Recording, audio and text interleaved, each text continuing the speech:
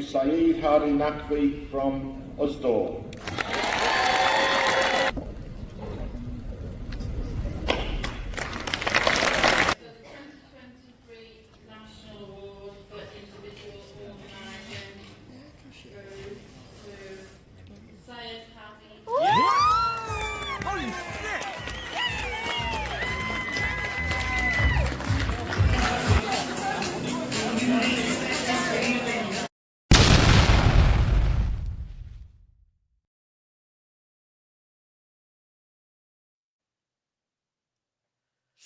Hi everyone, this is Sayed Hadi Naqui or Hadi Naqui, and this is my podcast, which is Unmatched, and I'm here today with Neica McLorian. As I stated in the introduction beforehand, what the reason for this podcast is to show the other side and talk to people who are unmatched in many of their fields. And this particular field is really interesting to me, which is trade unionism. And Neica is, well, let me introduce Neica to you. So Neica is a married mother of one, a passionate trade unionist who's heavily influenced by an eclectic mix of cultures within the household she grew up in, currently residing in the beautiful city of Dundee in Scotland. And I'm also happy to announce is also the vice chair of the STUC for Black Workers Committee. So the Scottish Trade Union Black Workers Committee, Neica is the vice chair. And I'm really proud to have her on board and looking forward to hearing the story today. And at the end of this, guys, the aim is, as always, to hopefully empower, inspire, give you guys a chance to listen to someone's story, take some tips and advice away, and use it in your journey to help you reach your destination just as fast without any hiccups. So, Neica, let's take it away. So, Neica, tell us about yourself. What made you get in, well, tell me about you. Fantastic. Thank you. First of all, thank you so much for having me on your podcast. Well, what can I say? Wow. Thank you for allowing me to come along. What can I say? So, based on, first of all, you hear my accent, you think, oh, she's Scottish now. So that starts off one of the very eclectic mixes I talk about in the household I grew up in. I grew up in Scotland. I came to Scotland when I was 6. But before that, I lived in London, and I was born in London. So I have a British passport, London-born, Dundee bred. And that's sort of my kind of byline of me and who I am. I come from a mixed heritage. My father was Jamaican, and I'll probably talk a little bit more about him in a little while. And my mother is Italian, Romani Gypsy heritage. So again, that's why I've got such an eclectic mix. Jamaican father, Italian Romani Gypsy mother, in a Scottish household. There we go. So 4 very strong, passionate cultures all come together in a real strong mix of melting pot, which now here I am. And this has probably shaped me, not initially understanding when you're a teenager, but now I grow into being a mother myself, a wife, a trade unionist. I understand now those eclectic mixes of the melting pot has made me who I am today. I work for a large retailer. I work in the office environment, but I do work for a very large retailer, and I have worked for them for around about 15 years now. The union I'm involved in is Usdaw. They are the union shop stewards, distribution allied workers. That's a big word to say. And they help and support a number of colleagues across our retail sector, whether it be distribution stores or offices based, etc. But yeah, I'm a passionate trade unionist. I've been involved in trade unions really since my late teenage years. My first job was in a supermarket, and the first thing I did on the first day when I went in is I signed up to the trade union, because that's what we did in my family. I come from a really strong, passionate trade union family. My dad was in the T&G. My mum wasn't a working mum as such, but my mum's family were all involved in the trade unions. And as you've mentioned in my introduction, I live in the beautiful city of Dundee. Now, Dundee is famous for many things. It's famous for jute. It's famous for jam. It's famous for journalism.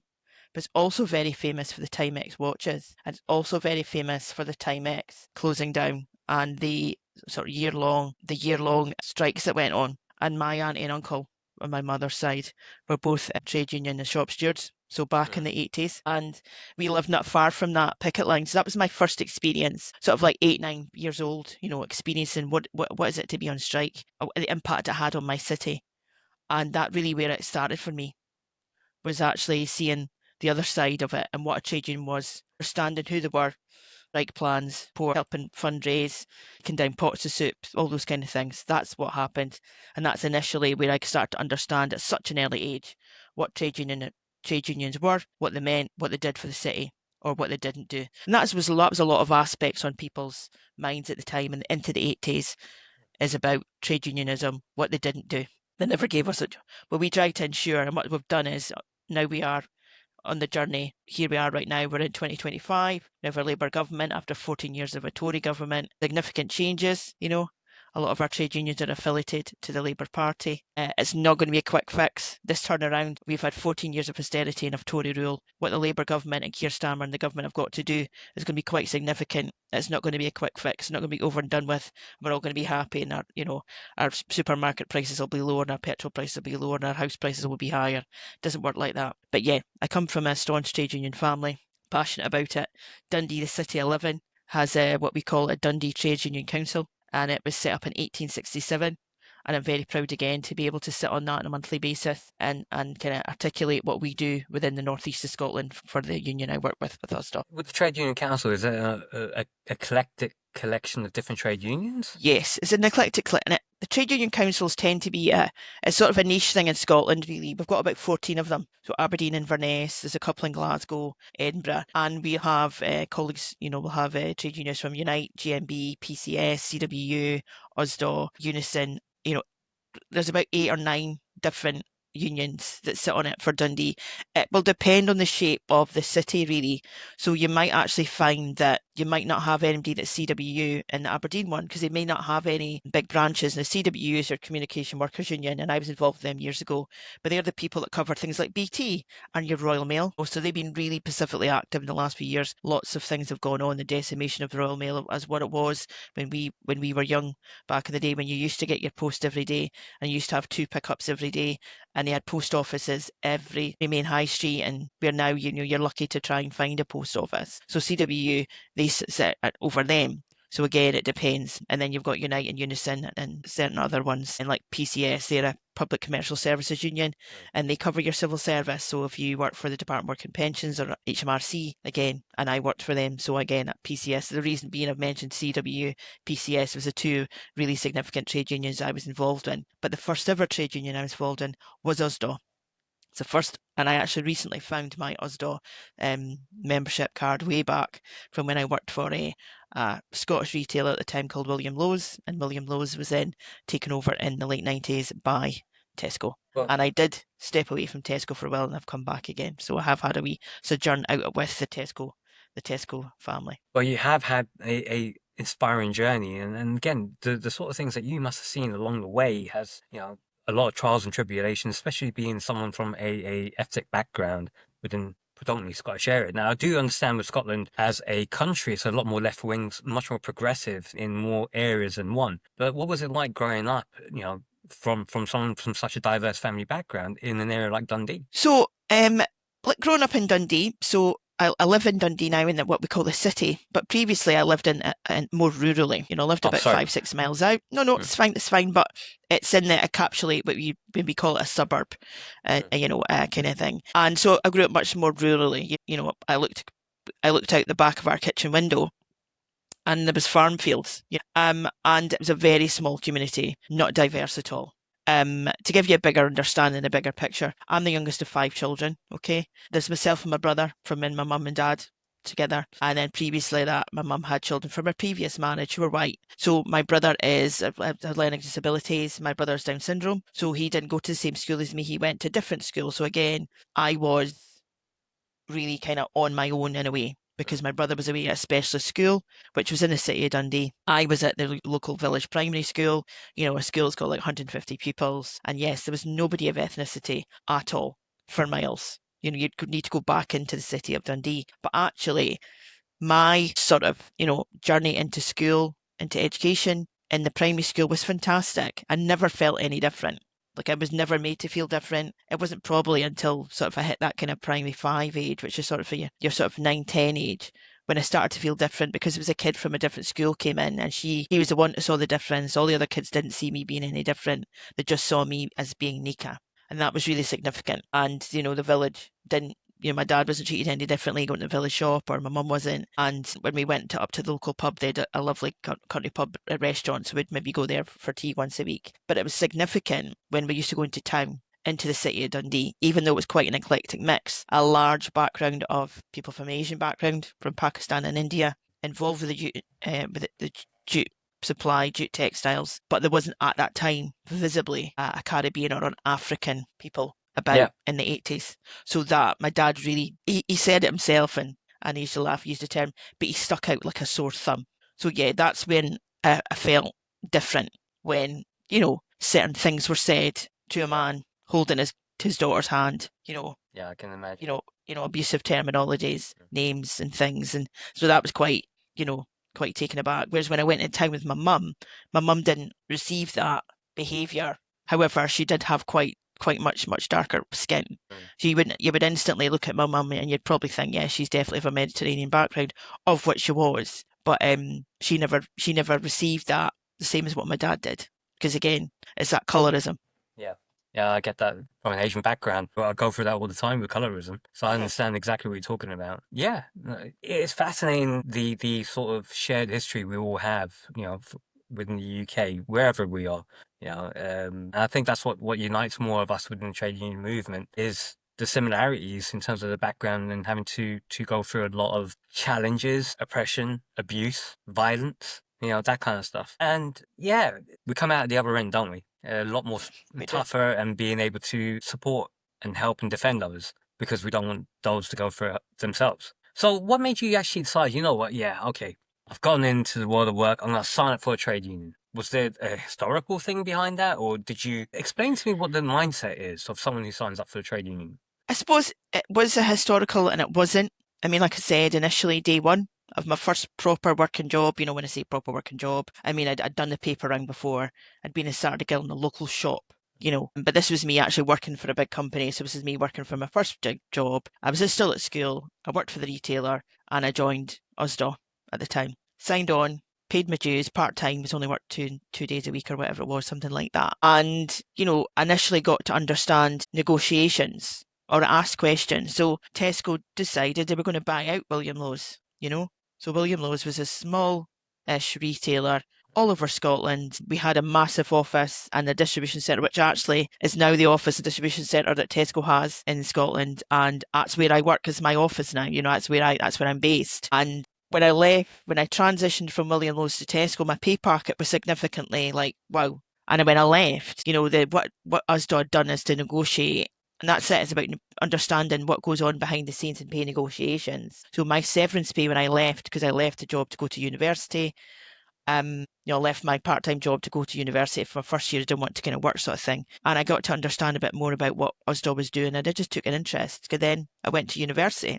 You then joined the Students' Union. I then became involved. Of course I did. I then became involved with the Students' Union, and twice when I've gone to university, done the degrees, I've been involved in the Students' Union and I've sat on the Students' Executive Council. So I don't know, actually, when I think about it now, looking back, I think there's definitely been a trigger point and that's enabled me to think I've got an ability to articulate or agitate. So my dad was involved with the TNG, and I remember going to some of his meetings and listening to them, about 10, 11 years old, about the age my son is coming up for now. And he started to join me on some trade union meetings, some marches and things like that. So I think just slowly, initially having conversations with dad, listening to what goes on in trade union movements, it slowly bred into me to always be something I'm involved in or excited about. I remember thinking about sitting down to dinner, as we did as a family. We would all sit down to dinner and we would probably discuss what was going on, how Miles' day at school went, how my day at school went, how mum's day went, how my dad's day went. And it would always come down to politics. And by then, brother had probably finished his dinner. My mum was like, I'm not listening to this. And me and my dad would sit and chat and talk about the decimation of the education system. This was at 10, 11 years old. So it was, when I think about it, my dad was probably priming me without me knowing. But my mum was like, no, I'm not here to listen. But now, I think now, if they were both my parents are no longer alive. But if they were still now, I think they'd look back, they go now and they go, yeah, we did that right.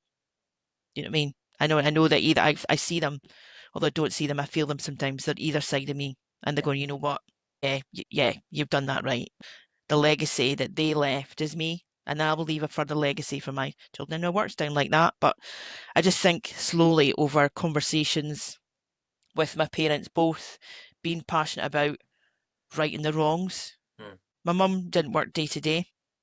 as in she didn't have a paid job, but she was a mother. No, she'd had 5 children. And there was a significant gap between me and my brother. And then my brother had additional needs. He had learning disabilities, he was Down syndrome, alongside also being bipolar. That's not what they called it at the time, bipolar. That's what the term is now. So it was difficult, you know. And I think as well as I'm not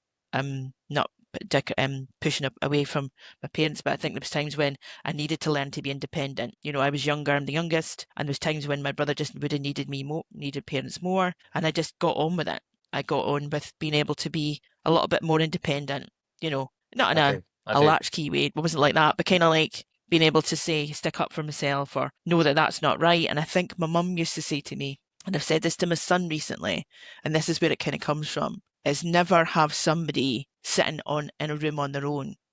Don't let somebody sit on their own. Don't ever let somebody feel left out. You go in a room, your classroom or whatever, and there's a new kid, go over, say hello, introduce themselves, make sure they come out with you at playtime and these little things. And that's a little bit, it's about what comes together. It's that collective. So that's 1 become 2, 2 become 3, 3 become 4. And that's trade union movement, isn't it? It's that solidarity, it's that collective movement. And that's one thing when we talk about growing up in Scotland, it was irrelevant of what I looked like.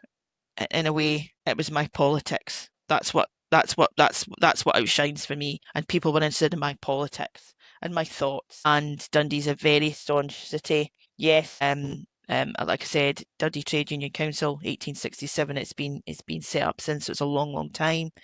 You know, very impactful. I mean, we actually had Winston Churchill as an MP for a while, way before my time. But yeah, early 20th century. We had him. 21st century, we had him. I think before he became Prime Minister, I think he was in a polite ways. I think Winston Churchill was run out of town. Yeah, I can And imagine. his politics did not agree with the city of Dundee back then, and still wouldn't, obviously doesn't now. But I think yes, that just a decision to just slowly, through enabling my parents to engage with me and just being able to maybe be a little bit more independent, and therefore just through knowing that my mum and dad are both the type of people that saw people who may be vulnerable, always helped people out, didn't stand for injustice. It just threaded through my childhood really, and slowly it naturally tricked me towards joining the trade union as a member. Then again, as I said, going into your first version of further education, being involved in it in the students' union kind of, and then the student councils, and then again changing jobs, going to another trade union, becoming a member, getting to understand that trade union, and it's just been a consistent journey, really. You know, and it's enabled me to. Hey everyone, you might be lucky to get safety boots from your employer. And these are absolutely fine to have, but guess what? They don't necessarily have the right supports and can leave you feeling aches and pains, especially in your arches at the end of the day, leading to fallen arches. So make sure you get some arch supports. These are useful. They slip into your boot and give the same comfort as trainers, enabling you to walk around all day long doing all the heavy lifting no matter what the job is that you're doing, and you won't feel any pain at the end of the day. They will leave you feeling really good at the end of the day, so make sure you order yours at the TikTok shop for the price of less than a packet of chips. Go to where I am now, 2025, very significant birthday this year, and look back and think, wow, I've done a lot, you know. There's a lot I've got up to. And there's still a lot more that you're going to achieve as well. This is the one thing that I've found within the trade union movement is that there's always room to grow and it's ever evolving. Nothing stays the same. And that all brings me, like we're looking at Winston Churchill as an example, that there was one point where he's revered, but people tend to forget about the earlier life because everyone still looks at Winston Churchill as the Second World War hero and forget about his earlier life and post his premiership, what he actually done. And they gloss over it because when it is exposed and historical facts do come out, it's not necessarily a pleasant picture that you're reading about one person. Everyone's fallible. Everyone has their demons, but that's a conversation for later. But looking at the ever-evolving side of the trade union movement, I mean, how long have you been a rep for? I've been a rep with this trade union that I'm with now, USDAW, and I'm a health and safety rep. So I'm actually health and safety rep, and I'm not saying rather than a shop steward or, I'm a health and safety rep. So my area of expertise is health and safety. That's what I am at the moment. And I've been a rep with USDAW for sort of 4 years. But overall, in my working life, and I've worked since I was sort of late teens. I've been a rep on and off for over 30 years. Okay. And I've held a number of positions across different unions and branches, such as branch chair, branch secretary, branch women's officer. And yeah, most recently now, as you mentioned earlier, I'm the vice chair of the Scottish Trade Union Council Black Workers Committee. So that's the journey I'm on at the moment, as well as additional stuff. I also sit on the regional council for USDAW. I sit up with them. I'm just going to Yep. pause this for 1 second. Yeah, Because my no son's bother. just walked in. And what That's I'll do fine. is edit this out. No bother, that's fine. Just give me a second. No bother. Cheers, buddy. Oh. Son, come on now. I'm doing something here. I'm really surprised my son's not made an appearance, honestly. I'm very much surprised my son's not made an appearance. Which is good, you know, Mrs. is still a little bit. Okay. So I'm gonna get back into this. We'll count it down, and then 5, 4, 3, 2, 1. We'll talk about the evolution from the trade union side of things. 4, 3, 2. Okay, so in terms of what we discussed a bit earlier, you've been a trade union rep for over 30 years. You're currently in the role of health and safety, as well as various other functions that you've done over the years, including secretary and branch chair. What has been the sort of changes that you've seen within that sort of rep role over this time period? I would say the changes I've seen have actually been, they've probably been quite significant in that previously in previous trade unions, like I'm talking about, going over the 20, 25 year or plus span sort of thing, is we're much more involved in sort of supporting people in their day-to-day lives, I think. Yeah, before you would go in a meeting, as I said, at the moment I'm health and safety, but I'm rep, but I'm a manager, so I'm in people's meetings all the time because I'm maybe taking these meetings, so for example. And I think about now when I do engage with a lot of times I'll go and get a person a rep. I'll say to them, "Do you have a rep? Are you part of the trade union?" And they'll say, "Yes, I am." I'm like, "Oh, would you like a rep? I don't want one." And there's odd occasions that I just go, "I'm going to get you one." Now I know what I'm doing because one, I'm a manager. I'm a line manager. I manage managers, and I'm being union. That I know that I'm going to follow policy. Everything will be clear, be fair.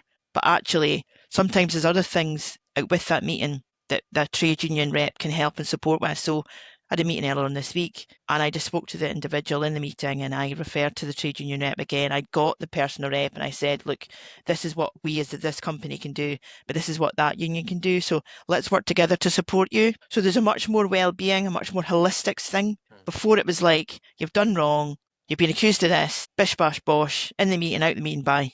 Whereas now, I think there's much more holistically, okay, so I've been in meetings before when I've brought trade union reps in and looked at people's performance and engaged in a three-way conversation with the member, a person I might have managed or been asked to support, through their performance needs, and the rep, and said, "Look, what can we do?" So what do we do as a company? What can the union do? Now I know what the union can do, but because my part as the manager is not the rep piece, that's why I bring that in. But I think that holistically, as a well-being piece, people's mental health, people's overall just day-to-day out with the day job, we're much more involved than we used to be. Yeah, I do see that Much as a more rep. involved than we used to be, yeah. And I think the training that a lot of trade unions are given to their reps now is to identify and help and support. And I think with the legislation changes, like the Equalities Act of 2010, has been far more far-reaching because of the amalgamation of all the other different legislations that led to the Equalities Act being developed. And again, you've also had things like Health and Safety at Work Act 1974 and various reiterations and amendments over the years to include further changes to ensure that people are safe when they're working. I think being January now and going through a cold snap, I think it has been quite good that a lot of trade union literature is now saying, look, be safe when you're working. These are the temperatures that you can work at. These are the temperatures you can't work at. I'm not saying that companies don't have a duty of care. They do, but at times there is a logistical issue with applying duty of care effectively and then managing the needs of the business at the same time. So sometimes it does fall upon the reps to do that a little bit more. Yeah, it does, definitely. And I think as well, though, another change I've probably seen is I think maybe you mentioned the word earlier on, or I mentioned it. I mean, I mentioned the word collectiveness. And that's about us as a trade union. We're a collective, we stand together stronger as we have more members, we come together more. But it's a collaboration now. There's not as much as the us and them it was. It was a management in the union, and it was us and them. Whereas now, I'm sitting in that, I'm in that management, I'm in the, sort of thing. And that's, again, there's a number of people that are in manager roles that are trade unionist, strong, passionate members, and the reps as well now, much more than you used to be 20 odd years ago. You didn't really, you were, you know what I mean? Back in the day when I first came out of the retail side and went into sort of more office-based work, and I worked I was involved with trade unions. It was literally, you're on that rung of the ladder, you stayed there because you were a trade unionist. That was fine though, because we didn't want that. We were us and them. Management were there, we were here, but just the behaviours. Whereas now, I think it's much more business-like, and I'm not decrying old trade unions from the 70s, 80s and stuff, and 90s. A lot of the work that they did, has got us where we are today. We think about our minimum wage, our holiday pay, paternity leave, maternity leave, all the additional things and support company sick pay, all the things that we've enabled companies to have given us. But it's not because they've given it to us, it's because all the unions have had to go in and negotiate that.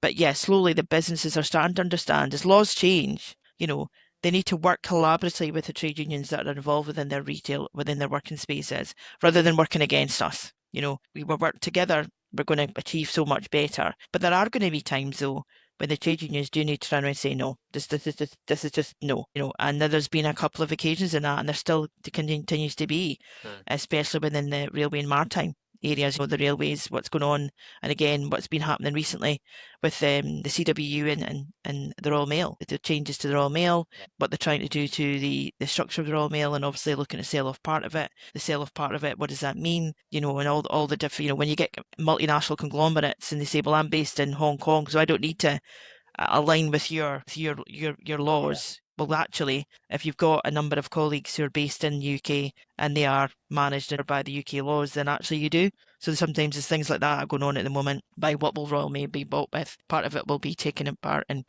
possibly sold off. So although they may be based here, etc., and they might not pay tax here, etc., they need to be able to understand that they have to abide by the laws that our employment laws, etc., and our health and safety laws that are in the country and in the space and would have their organisations. But yeah, lots of changes. But collaboration is probably one of them, I'd say. Not always, we're not always positive collaboration, but a lot of times there has been positive collaboration. Yeah. It is fantastic, just seeing the actual changes that have taken place over the years within the trade union movement, and like what you said before, everyone doing their thing. But that must have led to a lot of frustrations along the way, including up to today. How do you, as someone in your position, not just as a manager, but also as a union rep as well, a shop steward or health and safety, deal with frustrations of having to because you touched on it earlier, having to sometimes come out and show your authority, this is my position here. These are what we need to do to represent our members, and you guys are not listening to us. That must have happened on more than one occasion within that sort of 30-year time span. So how did you overcome those kinds of frustrations? Yeah, I mean, I'd say it probably would hark back to, I've mentioned them a few times, but there's some of the work they've done. So I think one of my first sort of really major sojourns into trade unionism, and I really realised I had an impact, is in early 2000s, and I worked for HMRC. Worked for our Marches Revenue and Customs, and there was massive decimation to our pay, to our pensions, and we went on strike. Now Dundee had a number of offices, a number of civil service offices. We had 2 job centres, and we had a job centre plus, so three offices for them. We had 2 HMRC offices. We had your normal one you would have in your inquiry centre, you didn't enter. We also had a big, at the time they'd launched tax credits, the working tax credits, child tax credits, and then we also had a peripheral city, Perth, they had an office. So, and we had a pension service. My husband used to work for the pension service as well, so we both worked for the civil service when we met, sort of thing, but different parts of it.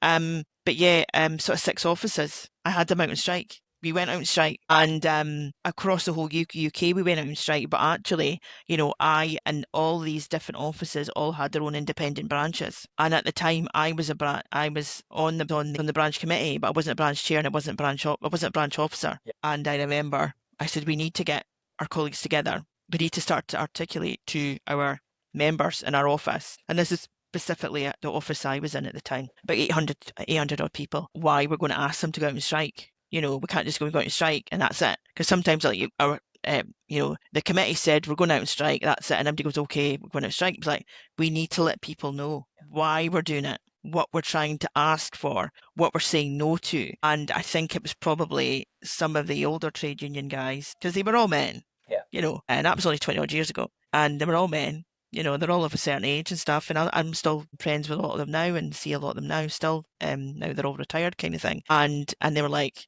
yeah, but I was like, no, this is what we need to do. And I think I did. I remember I had a conversation with my dad about it, and I said, just as that. And he said, Neica, it's cradle to grave. And he said, what do you mean? He says, well, the minute a person's born to the minute somebody dies, he says the civil service has an impact on your life. Your child benefit, your pension. And we just had a little chat, and that's what I needed. I had a little chat with him about it. So I went back in and I said, we need to articulate it. And we created these flyers, and it's like, we're the service that supports you from cradle to grave, and that's what the byline was. Right. And then there was a further spiel. We went out and we were flying in all over the city, and we got involved with at the time it was a charity, now they're a standalone sort of, got charitable status, called the Pensioners Forum. And they've got real strength. These are all, a lot of these are old trade unionists, but now they're retired. But yeah, and it was about, they then came on board with us because we wanted to take 6 offices on strike. I mean, just Dundee alone, that's just showing you the size of the civil service population employment with 6 major offices. So it really was going to be impactful, but we needed to get the public on board. Yeah, fine. That's why I don't do these live anymore. I used to do them live all the time, and the things that would go on, both from guests and myself as a host, would get. I'm actually going to keep this in. A guest and a host. It would be absolutely amazing. I'll get my grandson walking up and then jumping on my lap. I'll get my son trying to take him off and run away. One instance was the wife, not my wife, but the guest that I had on, having a bit of a breakdown. Like, why are you always doing this kind of thing? And it's like, oh my God, what do I do here? Because this is now live on Facebook. Yeah. And it's gone across from one streaming platform to Facebook, and it was quite funny. So for me, these kind of things, you roll with the punches. Even no matter what you do, best planning without a studio, you'll get these kind of things happen. And I think it adds to the flavor of that. Look, we're genuine people. We're just doing things, and it makes you see the person as being human. Yeah. And the thing is, everybody harks back to that pre-COVID, wasn't it? It was pre-COVID, I think. And when it was I can't remember who the gentleman worked for, but he's been interviewed. And his child came in the room, yes, and the his BBC. Wife, and everybody remembers that. And the thing is, and it was like everybody, nobody went, oh God, everybody went, and that's it. And that's the only thing I would say, that's kind of comes out of it, isn't it? It's sometimes, seeing people's human side, although we don't see each other humanly on this platform, but it's about actually going, I mean, every time now and again when I worked from home and my son was much younger, he would just come right in, and he would be in the house. He'd be like 4 or whatever. He wasn't at school yet, and he'd come in, and I had my team in India at the time that I was managing and helping support, and I was obviously doing it virtually and early hours in the morning and things like that. And he would just come robbling through. So he would just come and sit. And that's it. And every day then they started to ask, and then we'd engage with each other about each other's children. And that's the relationship we built up, was about understanding. And then, did they have their exam, and how did their guitar, the guitar thing go, or they were at concert, and just it engages people, doesn't it? So yeah, it's bring them. And this is one of the reasons why I want to do these kind of things, is to show the reality, because you look at a lot of the mainstream media, use that term in inverted commas, but easy to access media would be like the BBC, so on and so forth. Everyone's fully polished. Everyone is made up. Everyone looks absolutely fantastic. They've reached a pinnacle in terms of, look, this is the media training that we've got. I haven't had media training in that sort of level, but I do understand that you do need to have an ability, persona, something to present to other people. And I do say persona because sometimes one facet of you may not be as appealing because you may not be able to get that message across. in a way. And I used to do that with inductions. So I come across with, and I used to try and find that persona with my inductions so it could be appealing to the most number of people. And that persona became more of a teacher element when I'm done inductions to recruit people. Um, any new starters. And I learned some amazing tips along the way, from some very talented trade unionists. And one of them actually said, look, just make it a conversation. Make it into a training seminar, but make it into a conversation. Talk about Yeah. them. And Yep. one of the things Yep. that I learned was, what is everyone's favorite radio station? WIIFM. What's in it for me? And when I looked at it that way, it was like, that's true. What isn't it for me? It's all great about all the other bits and pieces, but if there's nothing in it for me, why am I going to take it? So Yeah. it helped me to, Totally. Yeah. and I think, just going through this, because you've gone through the trade union, not movement, but also the structures of it in terms of the rep, the branch chair, the secretary. You must have had times where there was conflict within that structure as well, such as secretary versus the chair, or the internal reps within the localized workplace depot. How did you manage those conflicts to try and keep everyone on the same page, or for anyone who is going through that kind of stuff at the moment, and it's a tale as old as time. Personality issues will always happen. Conflicts will always take place, and trying to get people on the same hymn sheet. How did you, or any tips that you feel you could give to help say, look, this is how I resolve it? Well, what I would say is, for me, I'd say that I know that. Hi everyone, I am doing a quick review today on I bought in the TikTok shop. A showerhead. Now, a showerhead is actually really good, because if you live in a place which is like a flat where you've got a coffee boiler, or you haven't got access to a power shower, and you've got gravity-based shower water feed, then this is ideal for you, because it does multiple settings. It converts the water into, as you can see, sprinkle, waking you up in the morning, getting you going, moving it forward. And if you had a hard day at work, or in the gym, or wherever, if you've been training hard, this is the massage setting, and it will make sure that you're reinvigorated. So, get yours on the TikTok shop today. Link is in there. And if you guys don't know how to do that, you all need to go back to school. So it says, you know who. Probably if people meet me, when people meet me, they go, initially I might be I'm not aloof. I'm just kind of not checking people out, but I'm just kind of engaged with people, and maybe not initially straight off the bat am I going to be come forward with my opinions, but I'll read the room basically, and then I'll take it from there. So for me, I think through my years of trade union movement, through my years of being a manager and leading people, is my ability to know when I need to lead and when I need to be led. Strong leaders not always about the one who's at the front. It's about the person who necessarily knows when they don't need to be at the front, but they need to help somebody and push them to the front. So I think my day-to-day behaviour and how I engage with different things helps people see what a good leader looks like. But yeah, there's been times, there's been a lot of times, and I've seen that it's the branch chair, branch secretary, or it's the branch treasurer with the branch secretary, and they're like, well, and it's all different things, and it's like, okay, bigger picture here, and it's like, and it's about trying to engage and strip the egos away. So I tend to find that I will show my vulnerabilities. Okay, so I sometimes use that tactic in that I will, as I said so earlier on, I just said there, sometimes I know when to lead and when not to lead. And I'll probably talk about something where I've made that decision, where I know I could do that, but actually, is that really going to benefit me? Is that too much work? And actually, that would be really beneficial for them to be the person who leads that project and does that piece of work or manages that campaign, but I can help them. And actually, down the line, that'll give them much more confidence. So there's times when actually I will share my vulnerabilities for people to go, okay, she's quite, because I know I'm an alpha female. I know I'm like, do you know what I mean? If stuff needs to be done, roll my sleeves up, give me a bell, I'm coming over, let's sort this stuff out. Yeah, Right? you're a doer. I'm a no nonsense, I'm a doer, I'm a no nonsense kind of person. People kind of know that. But I also know I don't always need to do that.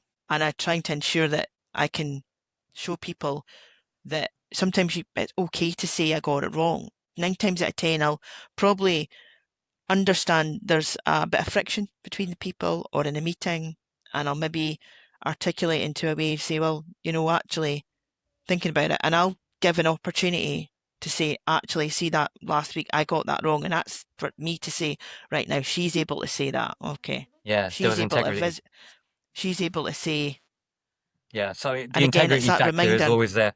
Yeah. And Yeah. it's that bringing it back round again and saying, right, okay, you're the chair, you're the branch secretary, you're the whatever you are, whatever roles, whatever officer roles you have. That's great. But let's remember the only reason we're here is because the members voted for us. Yeah. And they are the key people. They're the most important, not the branch chair, vice chair, treasurer, secretary, women's officer, whatever roles we have across your branches. It's the members that are the most important. And it's about them going, and if we didn't have their backing, we wouldn't be here. So yeah, there's times when there's been confrontation, and it's about what we've, what you might spend your branch funds on, or it's about who gets to go to that conference, or it's about little bits, lots of different things, lots of things, but it's about, I'd probably say 9 times out of 10 is how I interact in a day-to-day basis, how I show up, hopefully shows the people that I then, when I do need to have a conversation, or I do need to kind of disagree with them, or not disagree with them, but say, look, actually, in hindsight, do you think that's the right decision? And again, it's about people having the ability to say, you know what, okay to say I got it wrong. There's so much, sometimes I think you get into positions, you're a member, then you're a rep, then you become a branch official, and it's like, but I can't not get it wrong. And it's okay to say you got it wrong. I'm sure I'm sure that say Keir Starmer might have well said, well, actually the winter fuel thing, we maybe should have left that to a couple of months later. Maybe we got it wrong. Maybe we said it wrong. Maybe we made that decision or we articulated what we're going to do too early. We might have got that wrong. But sometimes it's about saying, and I say sometimes you need to, and I will, on the odd occasion I've used that terminology. Sometimes you need to know when to lead and when to be led. And that's the sign of a good manager. And that's the sign of a leader. And people go, oh, and they go, what does she mean by that? What does she mean by that? What does she mean by that? And sometimes it's just like a little phrase, little bits and bobs to take people and go, right. But again, it's right. If it's a trade union thing, we're trying to resolve, to bringing it back round and like what you're saying, and what's in it for me? What would be in it? You made that decision. What would be in it for the members? Not for you, for the members, because that is why we're here. And that's the only reason we're here, because they voted us. And if they don't trust what our decisions, you'll not be voted again next year. So remember that the members are key and they're the most important thing in every decision we make across branch, regional and national level. And that is really fascinating, useful advice and an insight into, the journey of a trade union activist, because the structures are there. Power does corrupt. I do get that. Because when you're given suddenly power in a situation where you've not had power before, and we've seen this with certain individuals when they get into certain roles, like management roles, senior management roles, supervisory role, it goes to their head. And it's sometimes about just leading that team, but knowing when to step back and say, okay, look, I don't know it all. I really don't know it all. Your advice, your help can help me and make sure that we do reach the end goal. It is also the journey, not just the destination, and enjoying that journey along the way. And again, this has been absolutely a wonderful insight. Now, I'm going to ask you your personal opinion about the trade union movement right now as you see it, because you talked, one of the propositions that you've actually put forward is about systemic racism, equality, and poverty faced by Black, Asian, and many minority ethnic individuals.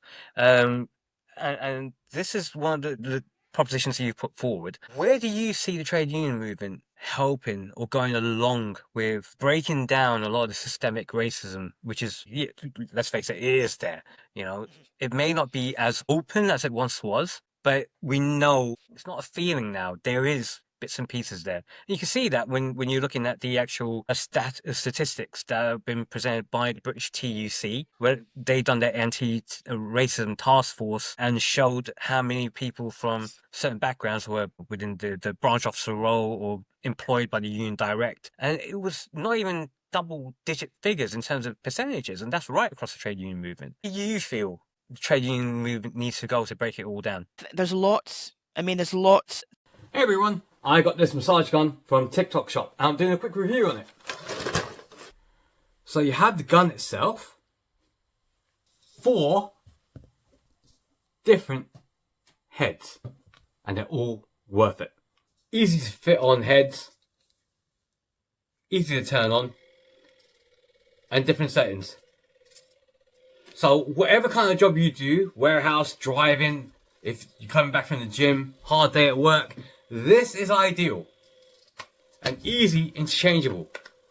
Even massaging, different muscle groups, different settings. And if you put more pressure on it, it will put more pressure on the muscle too. And this is really good value for money. I got it from the TikTok shop and you won't regret it. Costs less than £20 compared to Amazon, over 50. So get yours on the TikTok shop today. There's so much to be done. I mean, we've not even put the key in the door yet of it. Trade unions, we've just opened the garden gate, basically. We've literally just opened the garden gate, but I think being on, we'll have the Race Relations Committee and for the TUC, of which we'll have Janet Hankin, our NEC member for USDAW, sits on that. We obviously now have myself within the Scottish equivalent of that, the STUC Black Workers Committee. We've got 4 key areas that we're looking to work on this year, or 4 key go-tos that we're trying to address. And the fact is, it's now on the agendas of most of the larger trade unions, selves, USDAW, PCS, Unison, GMB, etc. So, fact as starters, we've actually got it on. We've got it on the agendas. These conversations are being had no longer in little back rooms once a quarter by a few members from Black, Asian, minority ethnics as a little gift by our union saying, here you go, there's a wee committee room for you, meet once a quarter, have a conversation and let us know and we'll do a wee report on it. This is actually now, like you say, we're having these debates in our national and our regional conferences and congresses. So we've started. That's us just opened the gate a little bit. We've still got the whole pathway to even before we even get to the front door of the house. So I think programmes like what you experienced last year, Breaking Down Barriers, and the programme I'm on this year, Breaking Down Barriers, which is an opportunity for colleagues, members and reps from Black, Asian, minority ethnic backgrounds to kind of better understand the trade union movements, to be able to feel more confident, to articulate and have their voice heard, and to then really take to the floor and show where the actual areas of systemic racism and inequalities exist. But yeah, it's a long road, and it's a road and it's a journey that we're both on together. I know that the work that you're doing yourself and I'm doing. It's a journey that I'm looking forward to. It's not the end goal, because the end goal is far in sight. But each step we take, I'm looking forward to the challenges we face into it, because now such large movements, such as the trade union movements, are actually saying, yeah, we need to switch on. They've switched on. They're now saying, right, what can we do? So, for example, in Scotland, across the STUC, with 4 key areas that we're going to work on this year, or trying to start to work on. I'm not saying we're going to bring resolutions to them, but we're starting to understand. And again, it's creating this pathway to break down systemic racism and inequalities faced by members, reps, colleagues from Black, Asian, minority ethnic communities, challenging the far right. Yeah. Reform, the amount of seats that Reform got in last year's general election is very unsettling. Yeah, I understand that. Their manifesto, what they're going after, that's. And then let's not just look at our national. Let's look at some of our more local. So congratulations for attending your training course yesterday. I know you're looking towards down the line of going into politics, and I think you'll be fantastic. If I was in the same area or region or whatever, I'll vote for you. But it's about our local councils, for example, understanding what goes on there, understanding the type of individuals that we have sitting in our local councils. So challenging the far right is one of the areas that we're looking at in Scotland, and we do and have probably identified colleagues, or who may be amongst our colleagues, or just people in day-to-day life who have a far to far right ethos, and there's some of these individuals are sadly sitting in our councils, therefore are going to impact local government decisions. We've got workers' rights, and it's not just workers' rights for Black, Asian, minority ethnic people, workers' rights for everyone, but there'll be times when we need to really highlight the workers' rights for somebody from an Asian community because of certain things. And that's all we were trying to do, and say we're all trying to bring everybody to a fair platform, and we just need to be people understanding that everybody comes in on a fair platform. Some people, just because they're here, they're born, they're white, they get a platform higher up, because people still, and the education system and the NHS system and just life and sometimes itself is systemically racist, and therefore people end up further down, and they should have been in the exact same platform and exact same opportunities. And then changing, and so we're going to try and make these changes happen by changing the narrative through political education. Again, another great movement supported by the STUC and Scottish Trade Union Congress, is Unions into Schools. I don't know if you have that in England, or if Cymru TUC, which is the new name for Wales TUC now, it's Cymru TUC rather than the Welsh TUC, is we have the STUC Unions into Schools programme. And this is an initiative funded by, or partly funded by the Scottish Government, and it's been running for about 20 years now, 21 years now, and the programme trains trade union representatives like yourselves and me, anyone really who's involved as in a trade union rep, to visit secondary schools across Scotland to deliver interactive sessions on workers' rights, equalities and other topics related to trade unions. So getting the children and the young adults really understanding about trade union movement, and things like that will enable us to help break down the barriers of systemic racism that currently exists by getting trade unionism into the education curriculum earlier in life. That again is one of the challenges, will enable us to start to eradicate the far right movement, articulate everybody has a fair right, a fair whack at things, and some people, due to certain areas or certain behaviours or certain legislations and bylaws, means that people don't get a fair hearing. So we get the trade union movement into the schools at a much earlier age for them to understand what it means. You're absolutely right. That's what we're looking at. The funny thing is, when I was a student in the 90s, yeah, I'm showing my age. When I was a student in the 90s, trade unions was thereabouts in the news, but I actually met a trade union representative who came into our class, sociology and politics class, and started explaining about the trade union movement and what they actually do and how the worker needs the protection. I didn't quite understand that until I got into the world of work properly within the retail sector, and that was a part-time job. Again, supermarket, understand, and it was, there's a lot of things that certain individuals have. Policies of companies are there to ensure that all the workforce works in the right way. It has to be either equal to employment law legislation or better than employment legislation. Quoting Fred Behardrian from the TUC as one of the tutors. But many of the times it is the individual's misinterpretation of those policies, and sometimes it can be a matter of you need that person there to bring everyone back to the same line, and that is generally the trade union.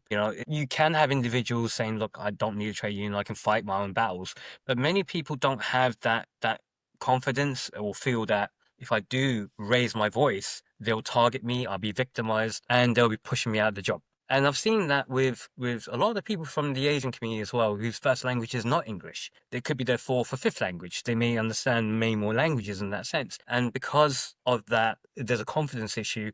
Because, again, Urdu, Punjabi, Bengali, Tamil, these languages are not French, Italian, German, which are European based, where there's even though there's a mastery of different languages, they're not considered on the same level as the European languages. So it's not as easy to pick up, get up and go somewhere else.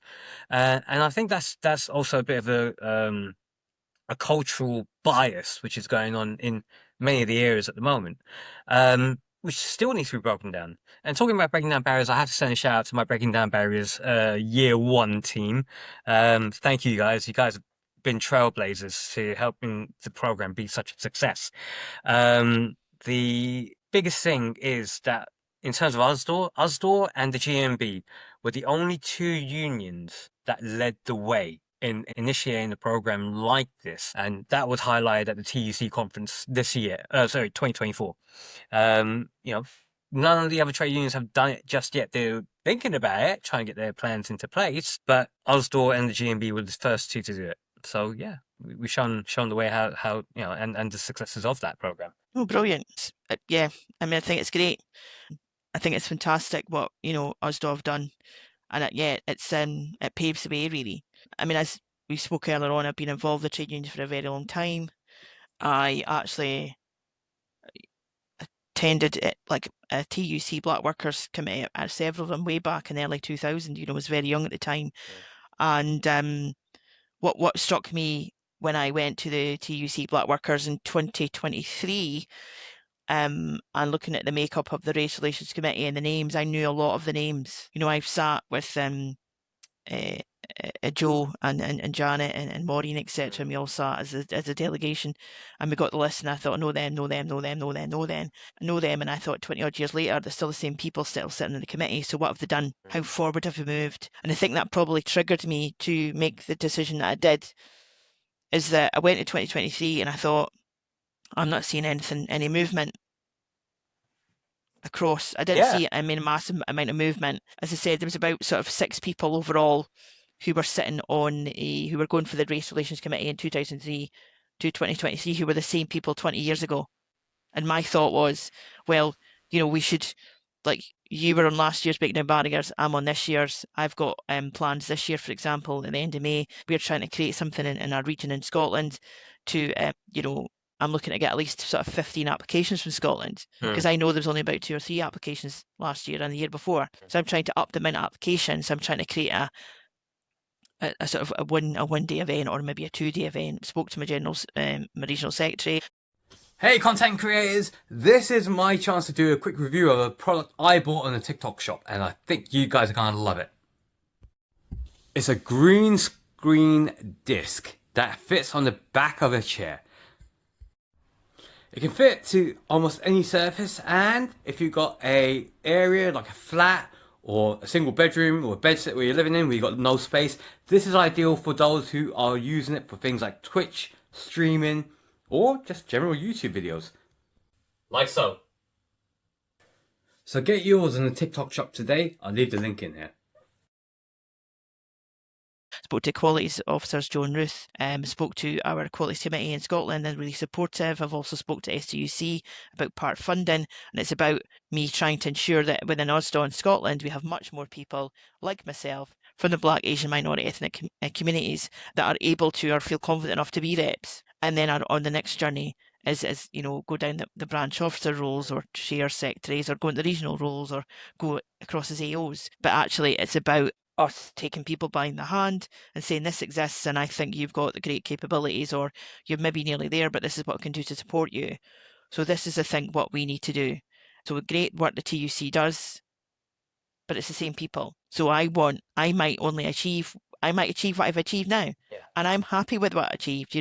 I don't really have a goal as such. I definitely think in the last 10 years, my journey has been my goal rather than the actual goal itself. And what I'm saying is that actually there's people 20 years ago still sitting on the Race Relations Committee, same people going for it. What about those people from the trade union that are behind you, that are less tenured, less experienced? Why are they not going forward? So when it came for me to have an opportunity last year in 2024 to go to the STUC Black Workers Committee, the paperwork came into my branch. I sat with my branch secretary. I says, what do you mean? She says, well, there's awful opportunity for you to go, to put yourself down for the actual committee itself. In 2023 in March, I sat and had a chat with Rosemeyer Foyer, who's actually the STUC General Secretary, and I had a chat with her, and she says, become more involved in the STUC Black Workers, please, Neica. The stuff you do within your company, the other stuff that you do, please become more involved. So I thought, I put my hat in the ring. Yeah. There I went, and here I am. And on a really significant day for me, was on the 28th September 2024, was the second day of the conference. Would have been my dad's 96th birthday. So on the 28th September 2024 is the day that I found out I'd been successfully voted on to the STUC, so Scottish Trade Union Congress's Black Workers Committee. For me, it was massive because it would have been my dad's birthday. Yeah. And I thought, Dad, right, this is it. And sometimes it's about just being able to have that confidence. And I think if I identify a rep who's much more articulate than me, or has whatever, it doesn't matter, I'm going to push them right in front of me, because I want them. I'm a woman at a certain age. People don't realise how old I am, but it's fine, and that's good. But that's again, that's why I get stealth mode, because if people go, "How do you mean? How is she so experienced?" They go, "She's only like 21." I was like, "Thank you." But it's the whole, that, and that's it, and that's that legacy. It's that legacy that 28th September 2024 was my first sojourn into the STUC TUC Technical Committee. So yeah, in the next 2 to 3 years, when the next Race Relations Committee comes up, I will sit down. I'm already having conversations, and I will be asking for Oslo to back me to go for it, because sometimes why not? But if there's somebody better, if there's somebody we think actually you've got much more, then let's sit together and say, actually, you've got a much more opportunity or much more chance of somebody ticking your box and voting for you, then we're going to do that. We're going to tactically vote, basically. And that's what I'm about. And all I'm meaning is TUC do brilliant work. but there's got to be other reps in those different unions who might have had an opportunity or could have had an opportunity. Why is it the same people for 20 years on the same committee from the same unions? We've not done that as USDAW, so that's not what we do. That's not our behaviours. But there are other big trade unions. No, I The agree same with that. people I have been agree with that. sitting on it, on the same committees, the big committees who can really shape. And I'm thinking, so when I sat there 2002, so last time I went to TUC committee, and 2023, 20 odd years apart, I thought, we're having the same conversations. I've missed nothing in the 20 years I've not been at this TUC Black Workers Committee. Now, that is also a big thing to say, that I think that there is a lack of information going out there for people to actually put themselves forward as candidates. One of the things that I think you came across within your branch, I definitely came across within my branch, is trying to get the openness going out there, more transparency, and then trying to attract members into the branch meetings.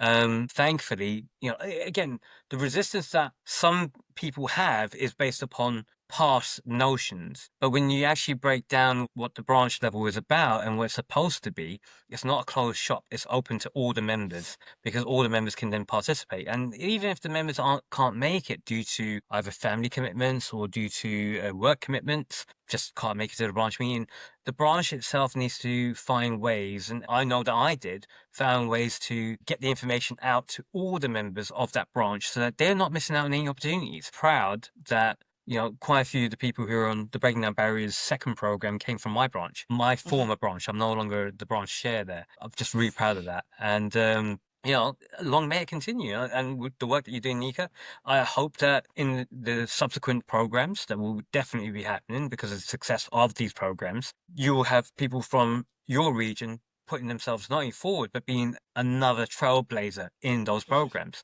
But I do feel that lack of information is one of the issues which is out there and needs to be a lot more transparent. It's very difficult to know how to get onto these committees unless you are constantly getting yourself out there, constantly getting the information in. And, TUC is doing a lot to address that. I think that would be one of the best things to say. And individual unions are doing the things because they know that they have to. But yeah, we can't have cronyism because then you're eliminating the best people for the role. I know I've gone on a bit of a rant there. Now, I know that we're taking a bit of time, so what I'm going to do is move on to the second to last part, which is basically, well, you've already done it, which is a better tomorrow, because you've given your ideas and solutions for what we need to do to make things better for the future. So I'm going to go to the next part, which is your shout outs, links to socials, or if anyone wants to come and get any further help and advice, how would they contact you? Or do you want to stay back from that? So my first big shout out really, and it kind of goes back to, and it's kind of, you should be able to find it on Facebook. It's a shout out to, again, it's linked to Dundee Trades Union Council. And last year, the first ever, what we call the Speak Out Festival, started in 2024, sort of celebrating trade union movement in Dundee, and the solidarity, celebration and activism, really. That's going to happen again this year. We will have the STC Congress again in Dundee.